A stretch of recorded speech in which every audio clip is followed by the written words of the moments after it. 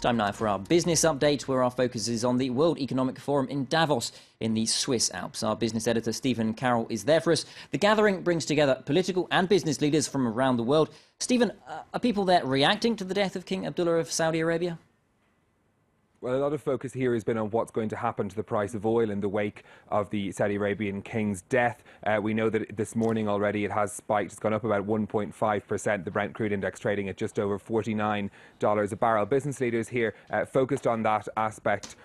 We've been speaking this morning to Martin Searle, who's the chief executive of WPP, the world's biggest advertising company, and he said that this will create further uncertainty around oil prices. We've seen oil prices fall by some 50% since June of last year, and Saudi Arabia, of course, has kept its policy of keeping its oil production at current levels despite those falling prices. And what investors, I suppose, will be looking to see is if that policy will change now. Now, of course, there are plenty of other topics being discussed here at the World Economic Forum as well. We're going to be hearing from the French President François Hollande, who's going to be addressing the forum in a couple of hours' time. He's going to tackle a few major themes in his speech. He's going to be talking about climate change ahead of the Paris Climate Conference later this year. He's also going to be focusing on global governments, with a particular focus on the fight against terrorism, of course, in the wake of those recent attacks in Paris. He will also be trying to, I suppose, sell the French economy to investors here as well. His programme of reforms, some of them going through the French Parliament at the moment, are an effort to try and increase France's pro-business appeal, and that's what he'll be trying to tell investors. He's going to be following that speech with a meeting with the leaders of some 20 global companies, including Jack Ma, the Chinese e-commerce giant Alibaba, as well as the heads of KPMG and Deloitte. Of course, he'll be trying to sell the French economy to them. The sort of business leaders, of course, that are gathered here in Davos are here to hear from world leaders like that about places perhaps to invest. We can talk about that a little further now with my guest, who's Bassim Haidar, the chief executive and founder of Channel IT, a telecoms company that operates across 19 countries in the Middle East and Africa. Thank you for joining us this morning on France 24. Tell us a little about the story of your company. You started out in Nigeria. Why Nigeria?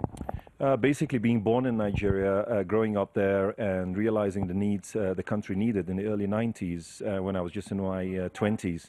And we looked at basically what are the new technologies, new businesses, new requirements for a country that is still at early years of maturity and so on. And the GSM boom came in at the time, and we took advantage of that. So we started business with a small, very, very small business, small startup in Nigeria that eventually grew up to 19 countries now. Talk to us about the business conditions in Nigeria and in the other African countries that you operate in. What sort of specific market conditions are there that affect your business? Markets are tough generally. Obviously, lack of regulation and lack of laws that actually support businesses in a way that you find in more advanced countries in the developed world.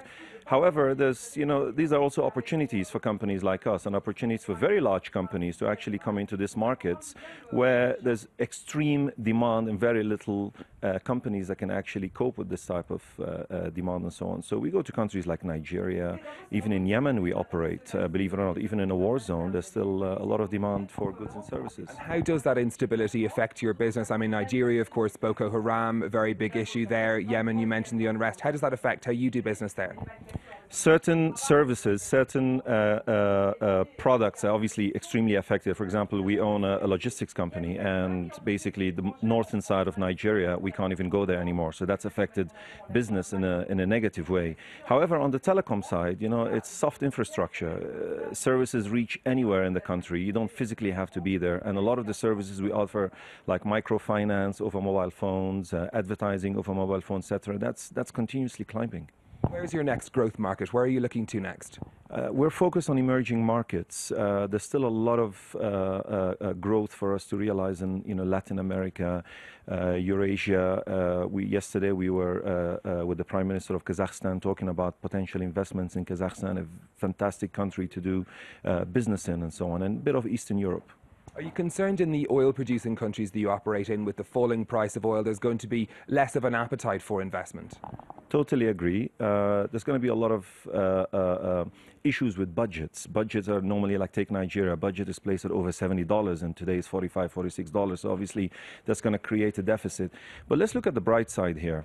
when you're relying too much on oil and you don't have to worry about any other products in your country being 80% of your exports are oil, today you have to think differently. And I think these countries, Nigeria, Venezuela, Saudi Arabia, they probably have to look at other scales of the economy, see how they can actually make up for this difference. Do you see that affecting your strategy going forward of where you're going to focus on? Not at all. Let's go back to 2007 when the oil price dropped. We were still going on with business. We don't plan for just today. We're planning for 3-4 years ahead. So it's not an issue for us. What's the benefit for you to come to a place like Davos? What kind of attracts you to come here?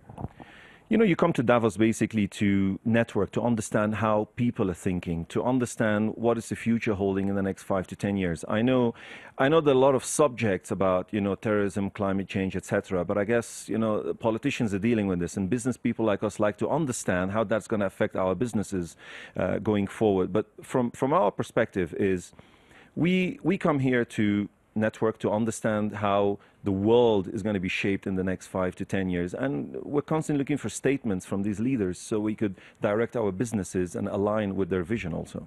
Okay, Bassim Haidar, Chief Executive and Founder of Channel IT, thank you for joining us this morning on France 24. Before we go, a quick look at what's happening on the markets. We've seen European markets opening up in the wake of that decision from the European Central Bank to commence quantitative easing to the tune of 60 billion euros a month. The market's getting some cheer out of that. Over in Asia, we had seen a similar picture. Some Asian equities indexes, in fact, hitting record highs on the back of that news from the European Central Bank. We'll have plenty more here from Davos throughout the day, but for now, it's back to you, Luke. Stephen Carroll in Davos, thank you very much for that update on what's happening on the World Economic Forum this Friday.